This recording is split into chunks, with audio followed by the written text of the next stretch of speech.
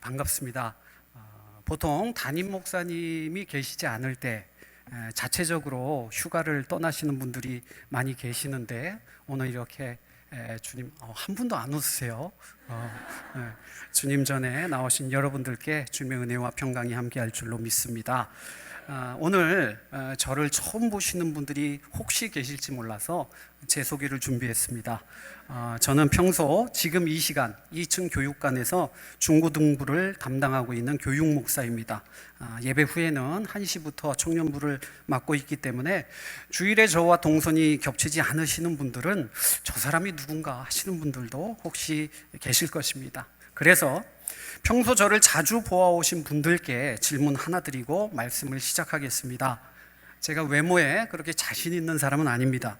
그래도 여러분 보시기에 평소보다 오늘 제가 뭔가 좀 더 괜찮아 보이시지 않으십니까? 그 이유가 무엇이죠? 헤어는 죄송합니다. 제가 머리가 나이가 들수록 가늘어져 가지고 염색을 한 건데 그게 햇빛을 많이 받을수록 이게 색깔이 밝아져 가지고 그게 너무 염색이 심한 것처럼 간혹 보였다면 죄송합니다. 제가 앞으로 주의하도록 하고 헤어는 아닙니다. 네, 오늘 제가 목사 셔츠를 입고 왔습니다. 왜냐하면 오늘 저 스스로를 말씀의 예화로 보여드리기 위해서.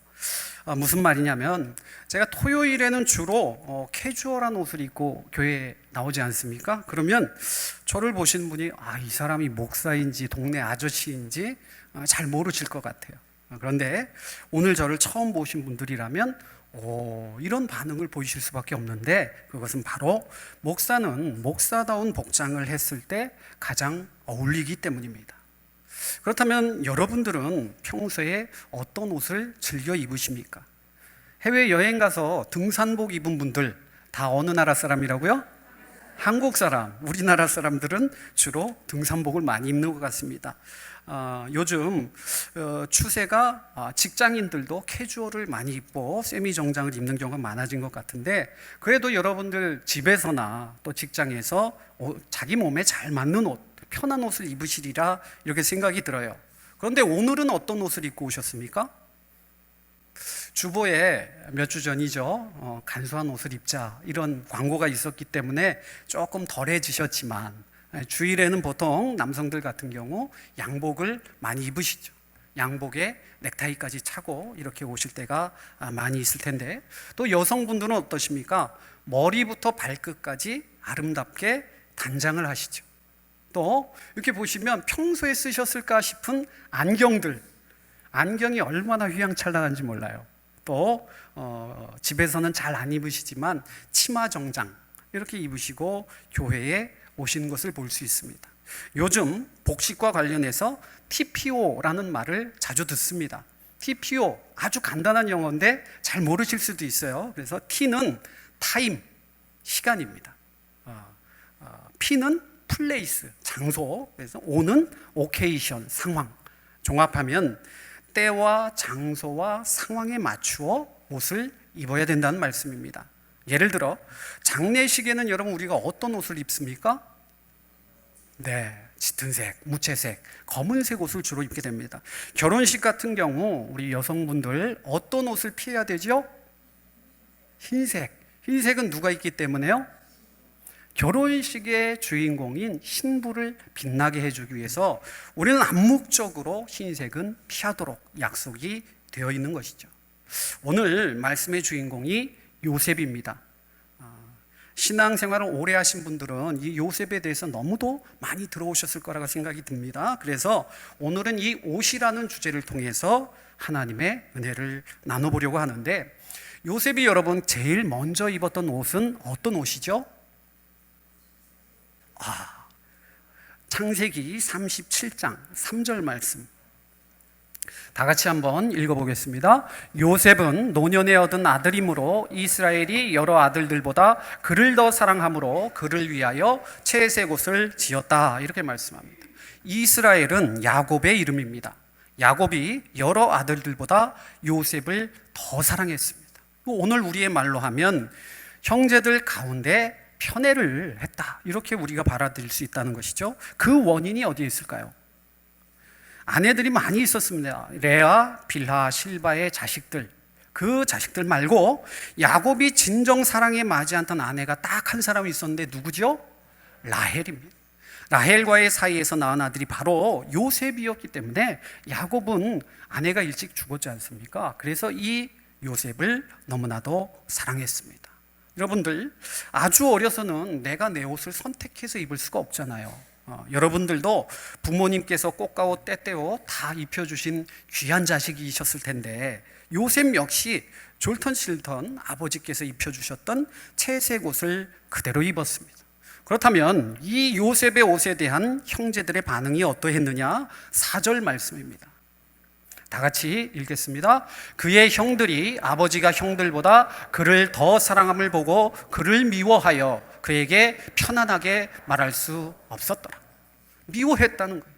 편안하게 대화를 하지 못할 정도로 서로 껄끄러운 사이가 되었다는 것입니다. 요셉이 입은 채색 옷은 결국 다른 형제들의 잘못을 아버지께 일러바치는 이기적이고 못된 아이가 되어버린 매개체가 되는데, 무슨 말씀이냐면 우리는 요셉을 그저 피해자로 여깁니다. 그저 순진무구한 아이였다 이렇게 생각해요. 형들을 일반적으로 시기해서 이 요셉을 죽이려고 했고, 그러니까 요셉은 아무 잘못이 없는 것처럼 우리는 우리의 머릿속에 그렇게 생각하고 있다는 것이죠. 그러나 2절 말씀 다 같이 한번 읽어주세요. 시작.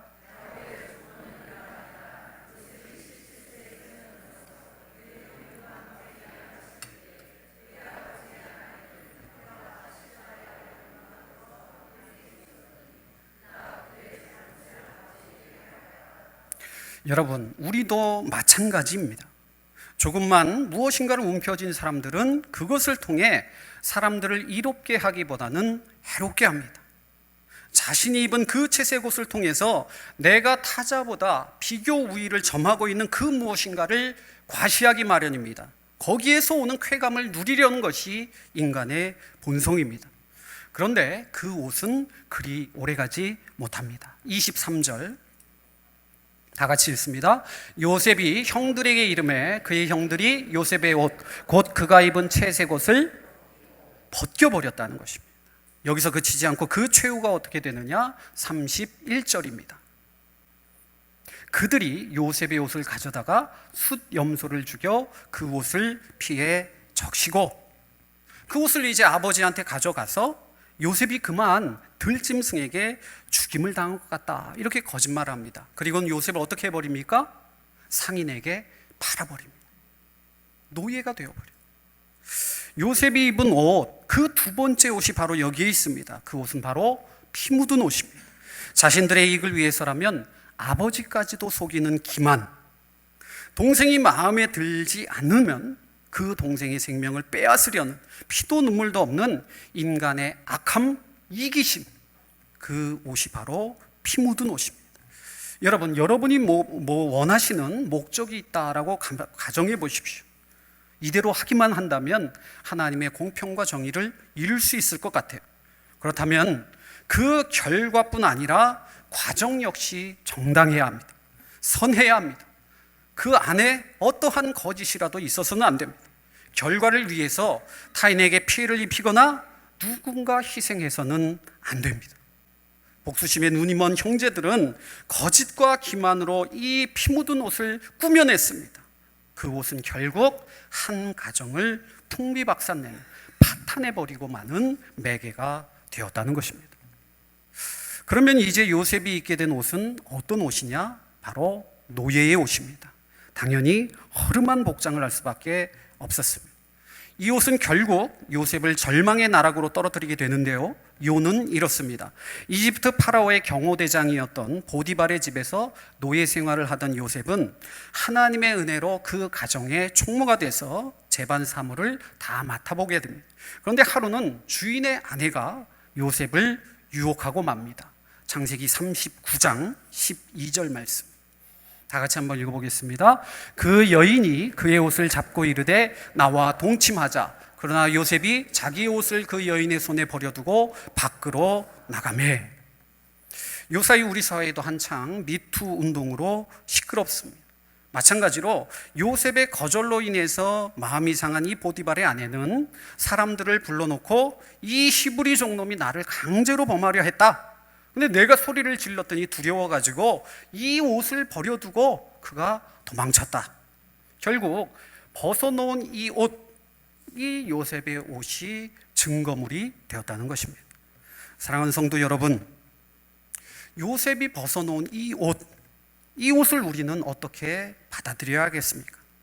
살다 보면 당장의 생명, 우리가 어렵게 쌓아올린 어떤 지위나 업적, 우리의 직업, 이런 것들을 보존하기 위해서 절대적인 권위나 힘 앞에 쉽사리 무너지는 우리를 발견하게 됩니다.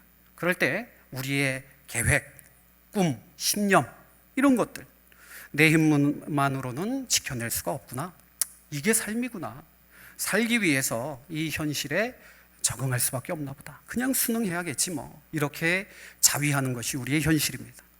바로 요셉이 이런 절체절명의 위기에 놓였습니다. 지금 요셉은 한창 이성에 대한 성욕이 극심할 나이였습니다. 게다가 일찍 어머니를 여였기 때문에 이 여인의 모성의 품이 그리울 나이였습니다. 그런데 힘없는 노예에 불과한 요셉은 내 힘으로는 어쩔 수 없었지 뭐, 이렇게 충분히 자위할 수 있었음에도 불구하고 그는 어떻게 했습니까? 요셉은 분연히 그 옷을 벗어두고 그 자리를 박차고 나왔다는 것입니다. 여러분, 여러분들의 지금 삶의 자리가 어떠십니까? 나는 아무 힘도 없고 능력도 없고 미래도 보장되어 있지 않기 때문에 지금 이 자리 보존하기에 급급해서 뻔히 우리 눈앞에 보이는 그 불의들, 거기에 대해 침묵하고 계시지는 않으십니까?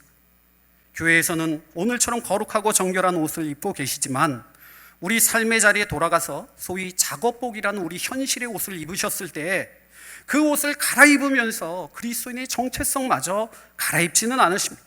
거룩은 까맣게 입고 적당히 타협하고 오히려 앞장서서 예수 없는 삶을 경주하고 계시지는 않으십니까? 그렇게 반복된 삶 속에서 이 죄의 굴레에서 벗어나지 못하고 세상의 가치와 논리에 그저 순응하거나 암묵적으로 동의하는 그런 삶을 살고 계시다면 오늘 주님께서 말씀을 통해서 그 현실의 옷을 벗어버려라, 그 죄의 자리를 박차고 나오라 우리를 부르신다면 여러분들은 어떻게 반응하시겠습니까? 거룩한 부담감을 가지시고 그리스도로 옷 입는 저와 여러분 다 되시기를 주님의 이름으로 축원합니다. 그렇게 해서 네 번째 요셉이 입게 되는 옷은 당연히 죄수복이었습니다. 예수 믿으면 복 받는다던데, 예수 믿으면 잘 된다고 하던데, 이런 마음으로 여러분 교회 다니시는 분 혹시 계십니까? 여러분 시작할 때 다 그런 마음으로 시작하지 않으셨습니까? 저만 그런 것 같은데요. 어떻게 보면 우리 마음속에는 예수 믿으면 잘 될 것이다, 이런 낙관주의가 도사리고 있을 것입니다. 그런데 한 해 두 해 여러분 믿어보시니까 어떻게 살림살이 좀 나아지셨습니까?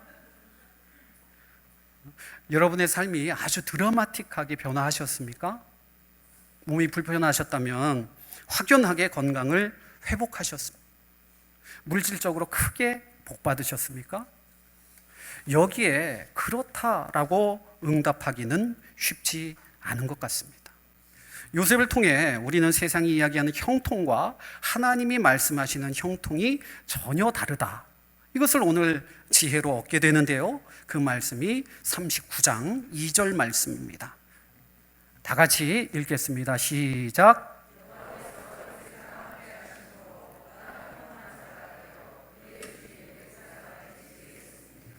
한낱 노예에 불과했지만 하나님은 요셉을 형통한 사람이다, 이렇게 말하십니다. 왜 그럴까요? 여호와께서 요셉과 함께 하심으로. 형통한 사람 어떤 사람이라고요?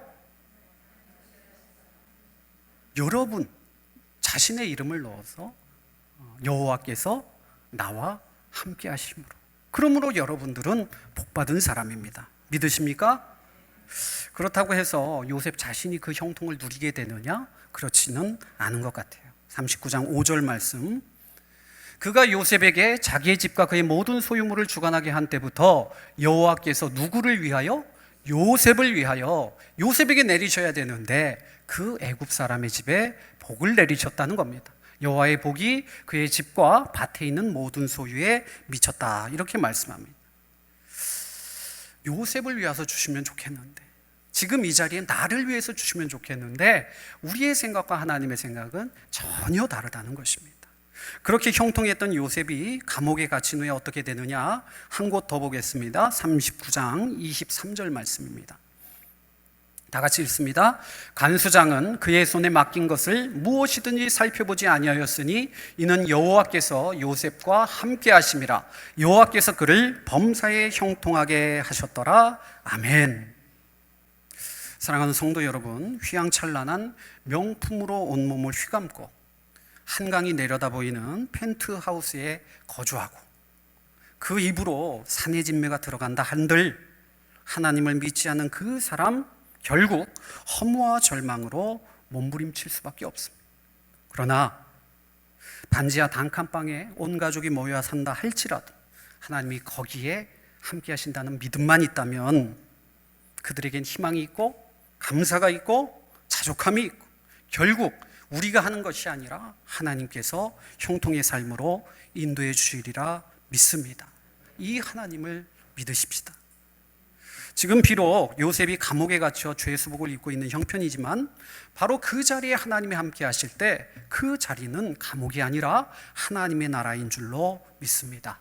그 하나님의 통치를 믿고 자기 자신에게 주어진 일에 최선을 다했을 때 하나님께서는 요셉을 다시 회복시켜 주십니다. 하나님의 놀라운 계획과 섭리가 바로 여기에 있는데, 감옥에 갇힌 요셉, 우리가 아무리 생각해도 이 요셉 보디발의 가정총무였다고 하지만 노예에 불과하지 않습니까? 그러나 요셉이 갇힌 감옥은 그저 시정갑배들을 가둬놓는 감옥이 아니었습니다. 권력의 핵심에 서 있던 사람들이 삐끗했던 것 같아요. 그래서 그런 사람들이 갇혀있는 정치범 수용소, 그 한복판으로 하나님은 요셉을 밀어넣으셨습니다. 권력의 절정을 구가하던 사람들, 그 사람들로부터 이집트의 권력 구조가 어떤지, 온 세계를 지배하던 이집트가 어떻게 세상을 이렇게 운행해 가는지 그 이치를 하나님께서는 배우게 하신, 오히려 감옥이 아니라 하나님의 인생 학교 속에 하나님은 요셉을 밀어넣으셨고 거기에서 요셉의 눈을 트이게 하셨습니다. 거기서 요셉이 누구를 만나게 되죠? 술 맡은 관원장과 떡 맡은 관원장, 그 중에서 누가 복권을 하게 됩니까? 술 맡은 관원장이 복권됩니다. 당장에 그 술 맡은 관원장은 요셉을 기억하지 못했습니다. 그러나 바로가 꿈을 꾸고 그 꿈에 대해 그 어떤 술사들도 점성가들도 그 의미를 풀지 못했을 때 이 술 맡은 관원장의 머릿속을 지나가는 그 생각, 내가 히브리 종 아무개 때문에 내가 다시 복권됐던 요셉을 내가 바로에게 소개해야 되겠다. 그래서 결국 요셉이 감히 꿈꿀 수 없는 바로 앞에 나가게 됩니다. 그에 발맞춰서 요셉은 바로의 꿈을 단순히 해몽하는데 거기에 그치는 것이 아니라 온 세상에 다가오게 될 기근, 그것에 대한 파회법까지, 그냥 꿈 해몽이 아니라 그 해결책을 제시해버리니까 여러분, 아무도 풀지 못했는데 해결책까지 줘요. 그러니 바로 입장에서는 전 세계에서 가장 똑똑하고 지혜로운 사람이 바로 너구나. 그래서 어떻게 고백하느냐, 오늘 본문의 말씀입니다. 41장 38절 말씀 다 같이 읽겠습니다. 바로가 그의 신하들에게 이르되 이와 같이 하나님의 영에 감동된 사람을 우리가 어찌 찾을 수 있으리요. 요셉과 같이 하나님의 영에 사로잡힌 사람은 없구나. 네가 믿는 하나님이야말로 참 하나님이시군. 여러분, 형통한 사람의 삶의 결과는 형통이 아닙니다. 다른 이로 하여금 그 입술로 하나님이 하나님 되심을 고백하게 하는 것, 그것이 저와 여러분의 삶의 최종적인 목적인 줄로 믿습니다. 그래서 42절 보세요. 요셉이 최종적으로 입게 되는 옷은 어떤 옷이냐? 42절, 자기의 인장 반지를 빼어 요셉의 손에 끼우고 그에게 세마포 옷을 입히고 금사슬을 목에 걸고, 하나님께서는 총리 대신이 입는 거룩하고 존귀한 세마포 옷을 입혀 주셨습니다. 우리는 요셉을 보통 꿈의 사람, 비전의 사람이다 이렇게 부릅니다. 여러분, 요셉에게 주셨던 꿈 기억하십니까? 하늘에 해달별이 요셉에게 절을 했습니다. 곡식단이 요셉의 단에게 절을 했습니다. 즉 아버지와 어머니, 형들까지 다 요셉에게 복종할 것이다. 이것이 하나님이 주신 꿈이었어요. 만약 요셉이 그 꿈만 의지했다면 여러분, 현실 어떻습니까? 버림을 받았죠? 노예가 되었죠? 죄수가 되었죠? 여러분 어떻습니까? 이게 상승하는 곡선입니까? 하강하는 곡선입니까? 내 인생 끝이다. 그 현실과의 괴리 속에서 아마도 그는 견디지 못하고 비극적인 결말을 맞이했어야 당연해요. 그러나 요셉은 그 꿈을 붙잡지 않았습니다. 버려지고 노예가 되고 죄수의 신세로 전락했지만 나를 지금도 바라보시며 지금 이 자리에 함께 하시는 하나님 앞에 코람데오로 응답했습니다. 그랬더니 하나님께서는 그를 높여 그냥 가족에게서 절을 받는 그런 수준이 아니라 전 세계의 구원자가 되고 높임을 받는 자리에까지 오르게 하셨습니다. 그런데 여러분, 여기에 함정이 도사리고 있습니다. 결국 하나님께서는 요셉을 높이 들어서 세상 사람들이 말하는 형통의 사람이 되게 하셨습니다. 그런데 세상이 요구하는 그 옷, 세상은 결국 그 옷을 우리가 입느냐 입지 못하느냐에 따라 우리의 인생을 판가름합니다. 그러나 하나님의 말씀은 우리에게 그런 옷을 강요하신 적이 없습니다. 장래 문화가 가장 발달한 문명, 어느 문명이죠? 이집트 문명입니다. 그래서 어느 팝송의 가사처럼 Stairway to Heaven, 천국으로 향하는 계단이 뭐죠? 피라미드. 그리고 파라오 여러분 생각하시면은 온갖 황금으로 장식된 그런 장식품들, 또 누워있는 관은 어때요? 황금으로 막 되어 있죠. 또 시체를 어떻게 처리하죠? 미이라, 다시 살아날 것이다. 여러분, 역설적으로 내세에 대한 뚜렷한 확신이 없어요. 내 죽음 이후가 불안해요? 그러니까 그들은 그렇게 장래 문화에 집착했다는 것입니다. 이제 어느덧 요셉도 천수를 누리고 하나님이 부르심 앞에 서게 되었습니다. 죽음을 앞둔 요셉, 총리 대신입니다. 그도 이 장래 문화의 한가운데 있잖아요. 그런데 아름답고 존귀하고 값비싼 수위, 그런 장래 문화에 마음을 빼앗기지 않았습니다. 그가 남긴 유언 무엇입니까? 창세기 50장 25절. 다 같이 읽어주시기 바랍니다. 시작.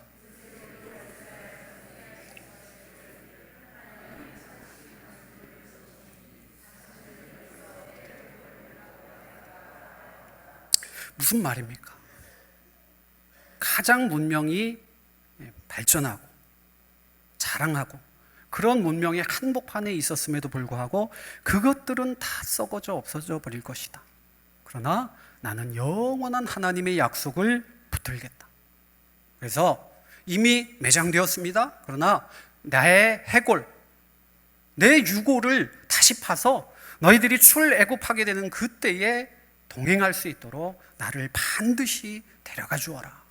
요셉은 마지막까지 하나님이 주신 이 마음을 잃어버리지 않았습니다. 이제 이쯤 되면 마지막 옷 입었을 것이다, 이제 끝날 것이다, 이렇게 기대하지 않으십니까? 부교육자로서 여러분의 기대에 늘 부응해야 됩니다. 그래서 이제 말씀을 맺겠습니다. 아직 젊은 것이, 이런 말씀드려 죄송하지만 제가 갓 목사 안수를 받았을 때 30대 초반이었겠죠. 저는 사람들로부터 목사님은 목사님 같지가 않아요, 이런 말 듣는 것을 좋아했습니다. 그러다가 이제 저도 이제 40대 중반이 어느덧 되어버렸습니다. 예전과 다르게 어떨 때 좋은지 아세요? 네, 오늘같이. 그래서 제가 일부러 입고 왔습니다. 평소에는 목사다울 때가 별로 없기 때문에. 무슨 말입니까? 그리스도인은 그리스도인다울 때 가장 아름답다. 성도는 성도다울 때, 성경은 누구든지 그리스도와 합하여 세례를 받은 사람, 바로 여러분들을 향해서 그 성도가 그리스도로 옷 입은 사람이다, 이렇게 말씀하고 있습니다. 성도가 성도의 옷을 입었을 때, 거룩한 옷을 입었을 때, 거룩하고 정결한 언행 심사로 그리스도인답게 살아갈 때, 예수님을 드러내는 삶을 살 때 그 사람이 가장 멋지고 아름답고 사람들이 존경에 맞지 않는 사람이다, 그 사실을 잊지 마십시오. 세상이 교회를 향해 손가락질합니다. 교회 때문에 세상이 시끄럽습니다. 교회에 더 이상 미래가 없는 듯 이야기들 합니다. 실망의 논소리, 비난의 목소리로 우리를 대하고 있습니다. 그 말은 반대로 세상은 지금 간절하게 진정한 그리스도인을 찾고 있습니다. 이것에 대한 반증입니다. 그들이 그냥 하는 이야기일 수도 있어요. 주로 뭐라고 얘기하죠? 난 예수는 싫지 않다. 근데 예수 믿는 인간들이 꼴 보기 싫다. 그 중에 누가 있어서 예수가 말한 대로 살아가려고 노력하느냐? 이렇게 우리에게 빈정되고 있습니다. 바로 지금 예수로 옷 입은 저와 여러분, 우리가 세상의 희망이 되어야 될 줄로 믿습니다. 허탄한 세상의 것에 마음에 빼앗기지 마시고 하늘의 소망을 두고 정결한 거룩한 그리스도로 옷 입어서 예수님처럼 살아가시는 저와 여러분 다 되시기를 주님의 이름으로 축원드립니다. 기도하겠습니다.